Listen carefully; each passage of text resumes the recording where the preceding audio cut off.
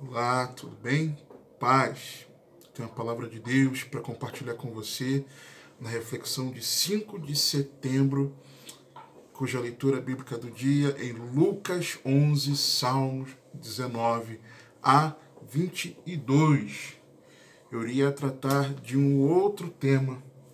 Eu ia falar sobre Deus meu, do Salmo 22, que é um salmo messiânico, falando do Filho de Deus, abandonado pelo Pai por conta dos nossos pecados na cruz, mas o Senhor mandou eu falar sobre libertação espiritual. Libertação espiritual. Abra comigo a palavra de Deus, Lucas 11, versos 14 a 23. Evangelho de Jesus, segundo Lucas, capítulo 11, versículos 14 a 23. Presta atenção. Você está num momento de batalha espiritual. Diz assim a santa e poderosa palavra de Deus. E estava ele expulsando um demônio, o qual era mudo. E aconteceu que, saindo o demônio, o mudo falou, e maravilhou-se a multidão. Mas alguns deles diziam, ele expulsa os demônios por Beelzebu, príncipe dos demônios. E outros, tentando, pediam-lhe um sinal do céu. Mas conhecendo ele os seus pensamentos, disse-lhes, todo reino dividido contra si mesmo será assolado, e uma casa contra casa cairá. E se também Satanás está dividido contra si mesmo, como subsistirá o seu reino?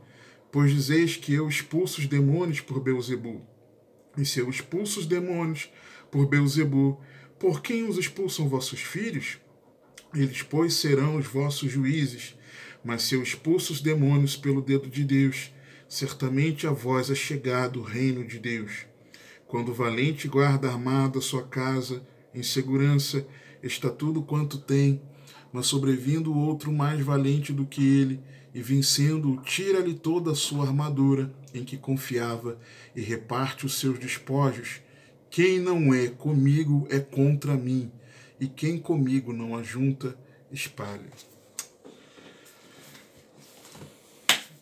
Enquanto não for liberto e salvo por Cristo, o ser humano não percebe, em sua maioria, como sua alma está escravizada e perdida. Não percebe. E quando percebe, com medo de ir para o chamado inferno, eu digo chamado inferno porque o que nas nossas Bíblias é traduzido como inferno, o termo original, seja no grego ou no hebraico, pode significar a região dos mortos, ok? Como pode significar também a região dos mortos para os perdidos, antes de Cristo ter feito a sua obra de salvação na cruz e ter ressuscitado, ter subido aos céus, como também em referência ao local de perdição eterna, ok? Por isso que eu digo chamado. Mas com medo da condenação eterna, que nós chamamos de inferno, sabe da prestação de contas que terá com Deus ao final dessa vida. E aí, com esse medo do inferno, prefere viver de forma dissoluta. Vou viver de qualquer jeito, mas sabendo que quando chegar ao fim dessa vida, vai prestar contas com Deus. Ou procura não fazer nada a respeito, mas deixa para fazer algo no momento oportuno. Ou seja, quando eu ficar mais velho, quando eu já estiver na beira de morrer, quando eu estiver doente, eu vou fazer algo a respeito disso. Ou ainda, busca refúgio na religião. Eu vejo ao menos essas três situações aqui, daquele que sabe. O termo grego, traduzido como evangelho, era um termo bélico que se referia ao anúncio da vitória sobre os inimigos. Por que eu estou falando isso? Porque na reflexão anterior, que me fugiu o nome do título, o título dela agora, Submissão Demoníaca, eu falava de que pelo nome do Senhor, os demônios se submetem a nós. E nós vimos que a batalha, ela é pela fé, ok? Compreendemos isso pela palavra. Então, pensar em evangelho é pensar que é a mensagem que anuncia uma vitória sobre os inimigos. Porque era o que significava originalmente, esse termo grego. E em meio a uma guerra com vítimas aprisionadas pelo inimigo, a vitória foi conquistada e os cativos já podem ser libertos. Era isso que significava. E que agora, quem está no cativeiro, aguardando por sua libertação, tem uma boa notícia. Vencemos. Ou seja, evangelho significava a boa nova de vitória proveniente do campo de batalha. Ou seja, o evangelho é a boa notícia que Jesus veio trazer libertação espiritual do cativeiro do pecado e salvação da alma. É disso que Jesus está falando, dos versos 20 a 22. Vamos ler de novo? Mas se eu expulso os demônios pelo dedo de Deus, certamente a vós é chegado o reino de Deus. Quando o valente guarda, quem é esse valente? O diabo, Satanás, Belzebu, a antiga serpente, o dragão. Quando o tentador, quando o valente guarda armado a sua casa, em segurança está tudo quanto tem. Mas, sobrevindo outro mais valente, ou seja, quando o Verbo encarnou e habitou entre nós, cheio de graça e verdade, sobrevindo outro mais valente do que ele, e vencendo, tira-lhe toda a sua armadura em que confiava e reparte os seus despojos. Jesus veio para desfazer as obras do diabo. E quando Jesus veio, quando o Senhor encarnou, quando o Senhor viveu a expiação, cumpriu a expiação pelos nossos pecados, a palavra nos afirma, nós vamos ver mais à frente, que ele triunfou sobre as trevas. É disso que Jesus está falando.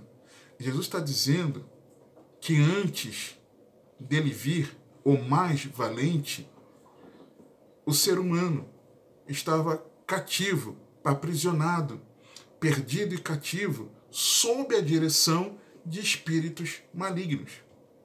Aprisionado. Efésios 2, 1 a 3.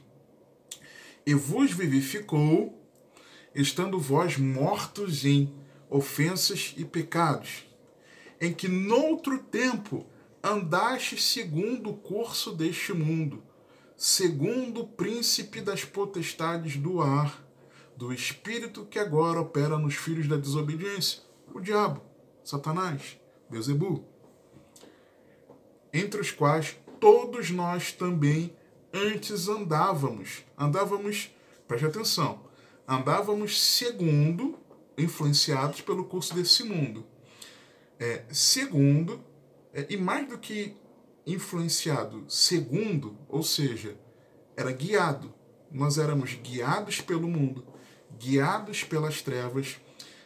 Aí depois continua, entre os quais todos nós também antes andávamos como filhos da desobediência, guiados pelo diabo, andávamos nos desejos da nossa carne, fazendo a vontade da carne e dos pensamentos. Ou seja, o diabo é quem nos conduzia a que nós permanecêssemos nos desejos da nossa carne, ou seja, cativos do pecado.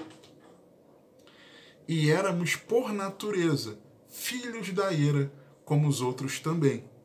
Éramos cativos pelas trevas e éramos destinados à perdição eterna.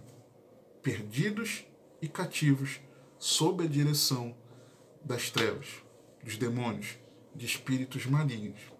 Só que na continuação de Efésios 2, a partir do versículo 4, olha o que o texto diz. Vamos nos mostrar que sem Cristo, o que eu acabei de falar, perdidos e cativos. Com Cristo, salvos e libertos, sob agora o governo de Deus. Mas Deus, que é riquíssimo em misericórdia, pelo seu muito amor com que nos amou, estando nós ainda mortos em nossas ofensas, nos vivificou juntamente com Cristo. Pela graça sois salvos. E nos ressuscitou juntamente com Ele, e nos fez assentar nos lugares celestiais em Cristo Jesus. E Cristo está acima de todo principado, potestade, dominador, conforme o capítulo 1 de Efésios é que acabado de falar. Para mostrar nos séculos vindouros as abundantes riquezas da sua graça pela sua benignidade para conosco em Cristo Jesus, porque pela graça sois salvos por meio da fé, e isto não vem de vós, é dom de Deus, não vem das obras, para que ninguém se glorie, porque somos feitura sua, criados em Cristo Jesus, para as boas obras, as quais Deus preparou para que andássemos nelas. Cativos e perdidos, mortos nos delitos e pecados, nós andávamos sob a direção dos espíritos malignos, ok? Mas, quando a graça de Deus se manifestou em Cristo Jesus, fomos vivificados com Cristo e agora, salvos pela graça mediante a fé, assentados nas regiões celestiais com Cristo, muito acima de todo o principado, potestade, dominador, nós fomos criados nele, Jesus, para as boas obras, as quais Deus preparou para que andássemos nela. Não mais andando na direção das trevas, no cativeiro do pecado, mas agora andando segundo a vontade de Deus. Antes, sob a direção das trevas, sem Cristo, preso, cativo. Com Cristo, liberto espiritualmente e salvo, sob o governo, sob o reino de Deus. É isso que Jesus está dizendo. Se eu expulso por Deus, o reino, o governo de Deus chegou a vocês. E agora vocês são libertos, não mais cativos. Agora, em mim, vocês têm libertação espiritual. Houve uma mudança de governo, Colossenses 1,13, o qual nos tirou da potestade, do império das trevas e nos transportou para o reino do Filho do seu amor. Mudou o governo em Cristo. E isso é para perdão de pecados. Atos 26:18. Para lhes abrir os olhos e das trevas os converterdes à luz, e do poder de Satanás a Deus, a fim de que recebam a remissão de pecados. Abrir os olhos, converter das trevas para a luz, do poder de Satanás, da autoridade de Satanás, para Deus, para a autoridade de Deus. Do governo das trevas, do império das trevas, para o governo de Deus. Você está entendendo? Para quê? Para receber a remissão dos pecados. É disso que Jesus está falando aqui. E herança entre que os são santificados pela fé em mim, ou seja, para a salvação. É para a vida eterna. Romanos 6:17-23. Mas graças a Deus, que tendo sido servos do pecado, obedeceste de coração a forma de doutrina a que fostes entregues, e libertados do pecado, fostes feitos servos da justiça. Falo como homem, pela fraqueza da vossa carne, pois que assim como apresentastes os vossos membros para servirem a imundícia e a maldade para a maldade, assim apresentai agora os vossos membros para servirem à justiça para a santificação. Porque quando eres servos do pecado, escravos do pecado, estavas livres da justiça. E que fruto tinhas então das coisas de que agora vos envergonhais? Porque o fim delas é a morte. Mas agora, libertados do pecado e feitos servos de Deus, ou seja, um novo governo, tendes o vosso fruto, o que resulta disso, para a santificação e, por fim, a vida eterna. Porque o salário do pecado, o pagamento pelo pecado, por permanecer escravo do pecado nas trevas, aprisionado pelos demônios, o fim disso é a morte. Mas o presente, o dom gratuito de Deus, é a vida eterna, por Cristo Jesus, nosso Senhor. Salário é o pagamento obrigatório por um trabalho, por uma obra. O salário, o pagamento obrigatório pelas obras da carne, é a morte eterna. Mas o presente, não pagamento, não uma retribuição, mas por graça, o presente gratuito que vem de Deus, quando libertos do pecado, é a vida eterna por Cristo Jesus, o nosso Senhor.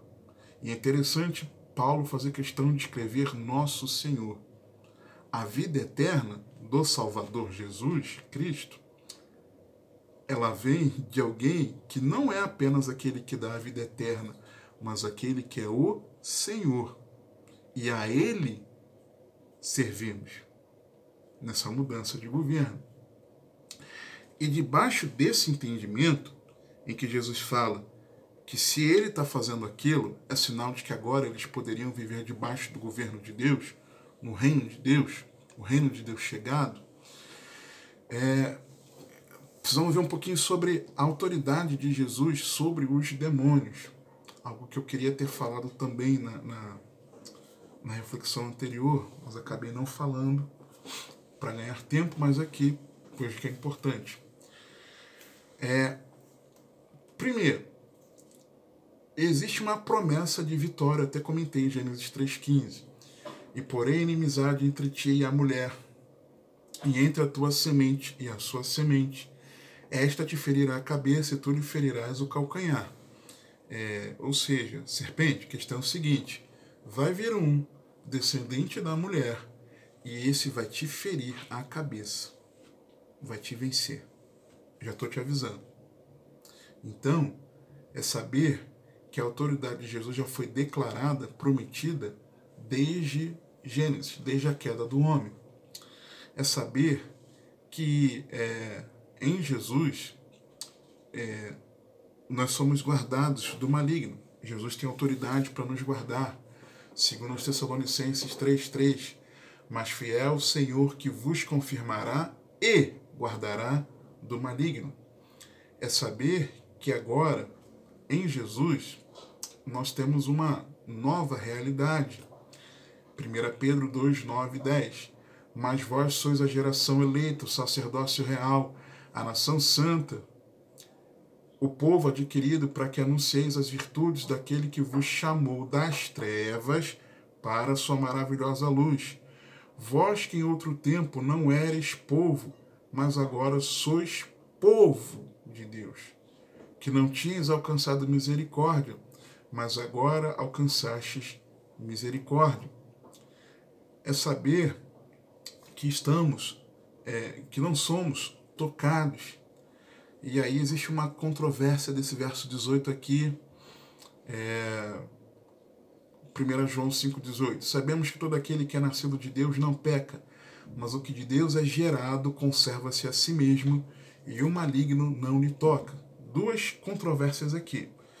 A primeira é de que aqui há quem defenda que a melhor tradução não é o que de Deus é gerado conserva-se a si mesmo, ou seja, se eu nasci de Deus, nasci de novo, eu me conservo a mim mesmo.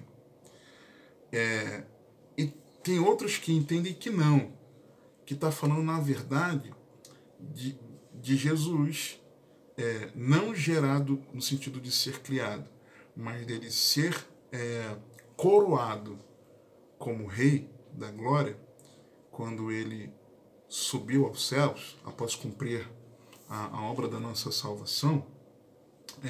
Texto lá de Salmo 2, tu és meu filho, eu hoje te gerei.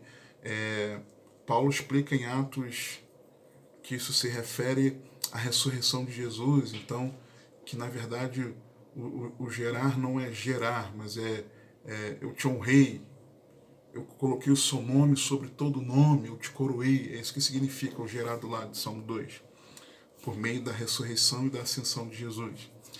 É de que esse é que nos conserva, e que o conserva-se a si mesmo, ele pode ser traduzido por conservado, ok? Então existe essa controvérsia. Eu, pessoalmente, eu tendo mais a de que nesse versículo aqui, de 1 João 5,18, neste aqui, e não naquele que eu falei de 2 Tessalonicenses,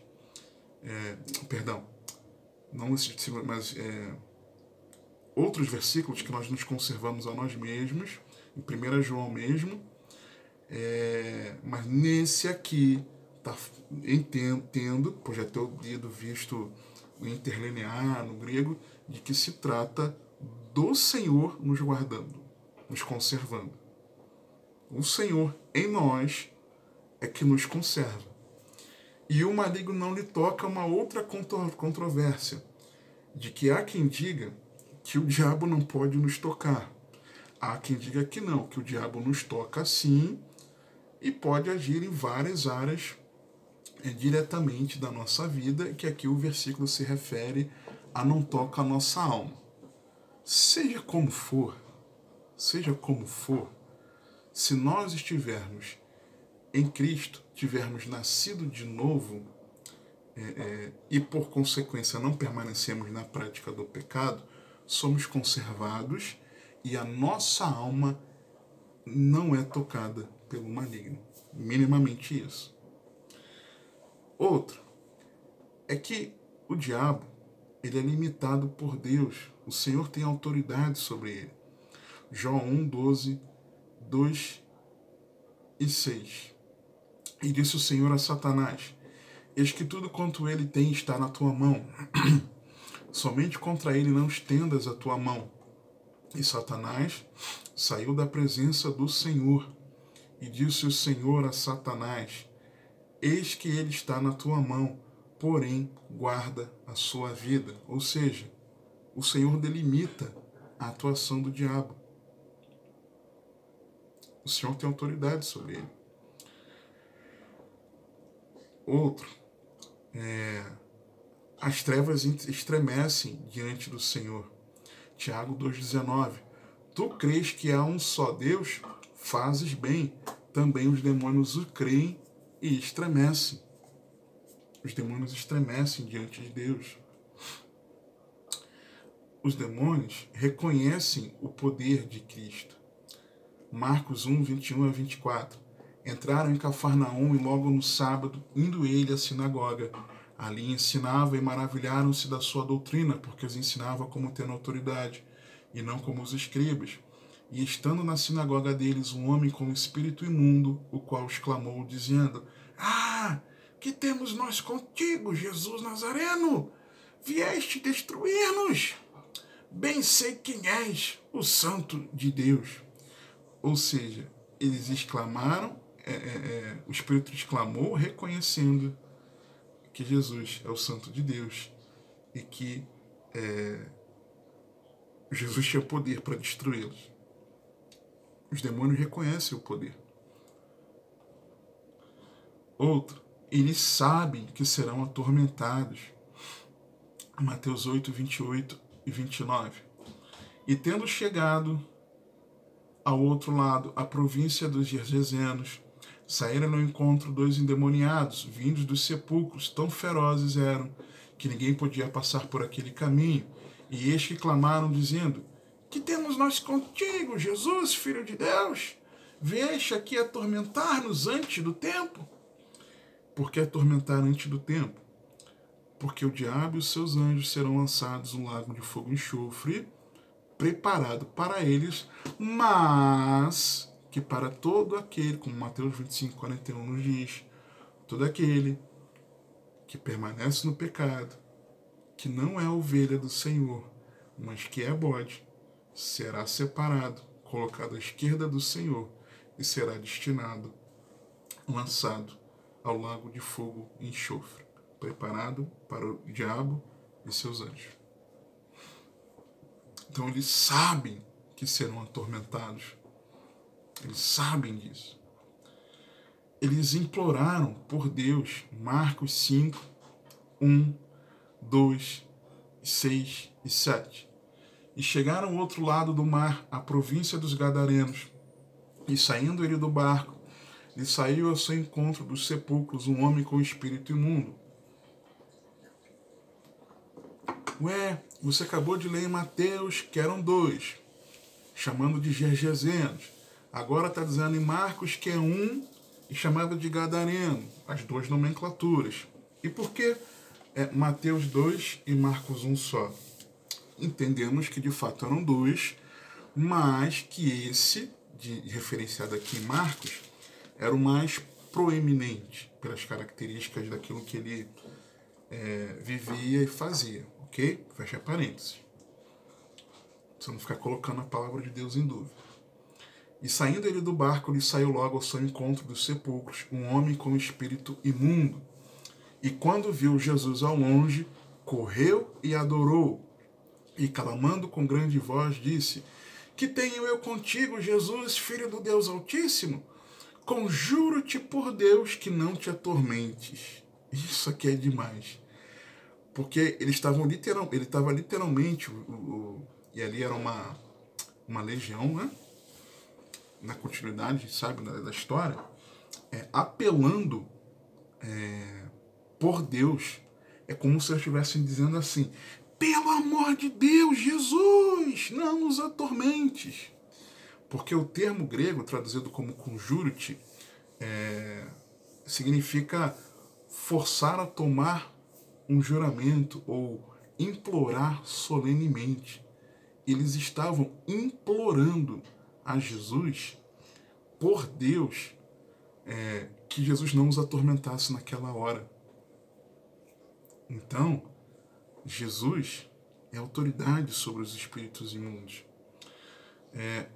Jesus venceu Satanás pela palavra. Mateus 4, versos 3, 4, 7 e 10. E chegando-se a ele o tentador disse: Se tu és o Filho de Deus, manda que estas pedras se tornem em pães. Ele, porém, respondendo, disse: Está escrito, nem só de pão viverá o homem, mas de toda a palavra que sai da boca de Deus. Disse-lhe Jesus: Também está escrito, não tentarás o Senhor teu Deus. Então disse-lhe Jesus: Vai-te, Satanás, porque está escrito, ao Senhor teu Deus adorarás, e só a ele servirás. Jesus venceu pela palavra. Jesus tem autoridade sobre Satanás. Outro texto, a voz de comando de Jesus, João 13, 21, 25 a 27. Tendo Jesus dito isto, turbou-se em espírito e afirmou, dizendo: na verdade, vos digo que um de vós me há de trair. E inclinando-se ele sobre o peito de Jesus, estou falando do discípulo amado, João: Senhor, quem é? Jesus respondeu: É aquele a quem eu der o bocado molhado. E molhando o bocado deu a Judas Iscariotes, filho de Simão. E após o bocado, entrou nele Satanás. E Jesus deu uma ordem para o diabo. Disse, pois, Jesus: O que fazes, faze-o depressa. Jesus tem a voz de comando. Jesus triunfou na cruz. Colossenses 2, 13 a 15. E quando vós estáveis mortos nos pecados, e na incircuncisão da vossa carne, vos vivificou juntamente com ele. Lembra lá de Efésios 2? Nós lemos? Perdoando-vos todas as ofensas, havendo riscado a cédula que era contra nós, nas suas ordenanças, cédula de dívida, a qual de alguma maneira nos era contrária, e atirou do meio de nós, cravando-a na cruz e despojando os principados e potestades, os expôs publicamente e deles triunfou em si mesmo. Jesus triunfou na cruz. O outro texto, sujeição debaixo dos pés de Jesus. As trevas estão sujeitas debaixo dos pés de Jesus. Efésios 1, 15 a 23. Por isso, ouvindo eu também a fé que entre vós há no Senhor Jesus, e o vosso amor para com todos os santos, não cesso de dar graças a Deus por vós, lembrando-me de vós nas minhas orações, para que o Deus de nosso Senhor Jesus Cristo, o Pai da glória, vos dê em seu conhecimento o espírito de sabedoria e de revelação, tendo iluminados os olhos do vosso entendimento, para que saibais qual seja a esperança da sua vocação, e quais as riquezas da glória da sua herança nos santos, e qual a sobreexcelente grandeza do seu poder. Ou seja, Paulo orava pela fé dos irmãos, para que os irmãos soubessem qual a excelente grandeza, sobreexcelente grandeza do poder sobre nós, os que cremos, os que temos fé, segundo a operação da força do seu poder, que manifestou em Cristo, ressuscitando dentre os mortos. Que poder foi esse que ressuscitou Jesus dentre os mortos? Outros textos nos dizem que é o poder do Espírito Santo. E pondo à sua direita nos céus, acima de todo principado, e poder, e potestade, e domínio, e de todo nome que se nomeia, não só neste século, mas também no vindouro, e sujeitou todas as coisas a seus pés, e sobre todas as coisas o constituiu como cabeça da igreja, que é o seu corpo, a plenitude daquele que cumpre tudo em todos. E o último texto é de que em breve o império das trevas será esmagado sob os pés do corpo de Cristo. Romanos 16, 20. E o Deus de paz esmagará em breve Satanás debaixo dos vossos pés. Lembra lá de Gênesis 3,15? A graça de nosso Senhor Jesus Cristo seja convosco. Amém. Eu precisei construir na tua mente esse entendimento da autoridade de Jesus sobre os demônios, sobre o império das trevas, para que você entendesse que a parte que em Jesus nós temos a libertação espiritual, porque Jesus tem autoridade sobre eles. Porque Jesus, quando expulsou os demônios, era mostrado àqueles judeus que era chegado o reino de Deus, não mais o governo do valente, mas agora o governo de Deus, por meio do mais valente, que destronou Satanás e todos os seus demônios. Mas como viver essa libertação espiritual? Essa que é a questão. E é maravilhoso meditar na palavra de Deus, porque olha o que Jesus continuou dizendo. Presta atenção, pelo amor de Deus. Presta atenção. A partir do verso 24 de Lucas 11. Quando o espírito imundo... Por que disso aqui? Porque tem pessoas que demônios são expulsos da vida da pessoa. Mas o estilo de vida que a pessoa continua levando faz com que ela volte a ser morada de demônios. E ela permanece escrava das trevas no pecado e perdida, consequentemente. Presta atenção nisso aqui, pelo amor de Deus. Quando o espírito imundo tem saído do homem, anda por lugares secos, buscando repouso, e não o achando, diz: tornarei para a minha casa de onde saí. Aquela pessoa do qual ele foi expulso. E chegando, acha-a varrida e adornada. Então vai e leva consigo outros 7 espíritos piores, 7 demônios piores do que ele. E entrando, habitam, moram ali. E o último estado desse homem é pior do que o primeiro. E aconteceu que, dizendo ele estas coisas, uma mulher dentre a multidão, levantando a voz, lhe disse: Bem-aventurado o ventre que te trouxe e os peitos em que mamaste. Mas ele disse: Antes, bem-aventurados os que ouvem a palavra de Deus e aguardam. Por que Jesus disse: Antes, bem-aventurados os que ouvem a palavra de Deus e aguardam, para responder àquela mulher que estava exaltando a Maria? Logo depois que a mulher, logo depois de Jesus falar da libertação e explicar que o reino de Deus era chegado, e explicar que quando alguém era liberto e a casa ficava vazia, o demônio trazia 7 outros piores para habitarem ali, naquela vida vazia, naquela casa vazia e adornada. Por que Jesus respondeu à mulher, logo depois dele ter falado disso, de libertação espiritual, falando da casa vazia e adornada que serve de morada para demônios? Ele conclui dizendo que felizes são os que ouvem a palavra de Deus e guardam. É porque nós somos libertos espiritualmente. Nós vivemos a libertação espiritual, não é pelo culto de libertação, não é pela campanha de libertação, não é pelas 7 semanas, não é sabe? Não é por isso. Pelo amor de Deus, acorda, preste atenção aqui. Abra comigo, Evangelho de Jesus, segundo João, capítulo 14, a partir do versículo 15. Se me amais, guardais os meus mandamentos. Jesus falou lá, antes, bem-aventurados os que ouvem a palavra de Deus e aguardam. Ok?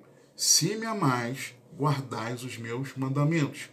E eu rogarei ao Pai, e ele vos dará outro Consolador para que fique convosco para sempre, o Espírito de verdade, que o mundo não pode receber, porque não o vê nem o conhece. Mas vós o conheceis, porque habita convosco e estará em vós. Vocês o conhecem porque eu habito entre vocês, eu habito com vocês. Só que ele estará dentro de vocês. Em vós, não convosco, mas em vós. Agora está com vocês, depois estará dentro de vocês. Não vos deixarei órfãos, voltarei para vós. Ainda um pouco, e o mundo não me verá mais, mas vós me vereis, porque eu vivo, e vós vivereis. A vida de Cristo em nós. Naquele dia, conhecereis que estou em meu Pai, e vós em mim, e eu em vós. Aquele que tem os meus mandamentos e os guarda, lembra a instrução que Jesus falou, olha, não é bem-aventurado o ventre que me trouxe e os seios que me amamentaram, não.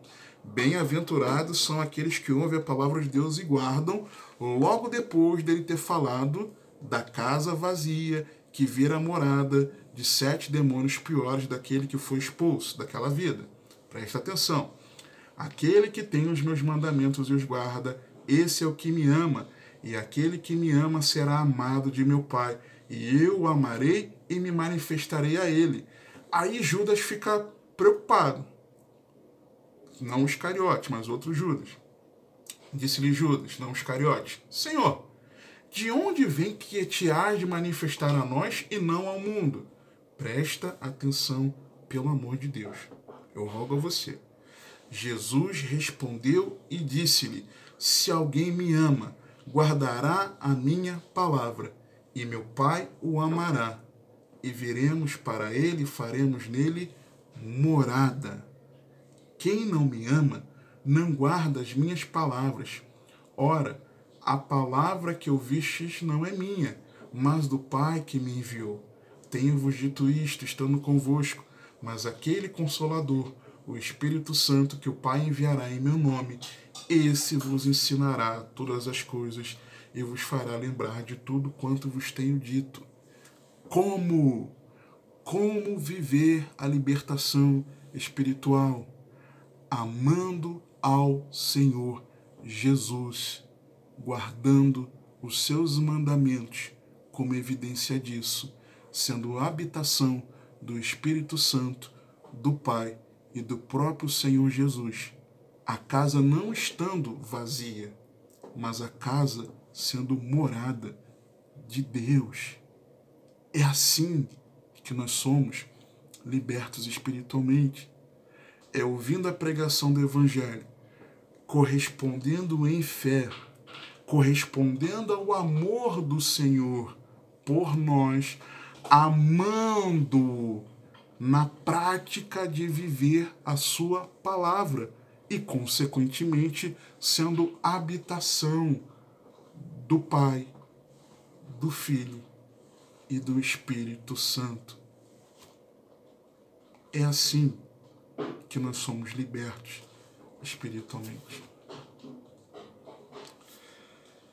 Mas se eu expulso os demônios pelo dedo de Deus, certamente a vós é chegado o reino de Deus. Que o Senhor Jesus, habitando no seu coração, ele possa governar, reinar sobre a sua vida e você, liberto, viva para a glória de Deus. Que o Senhor te abençoe e te guarde, que Ele te conduza e governe a sua vida, porque você tem acesso.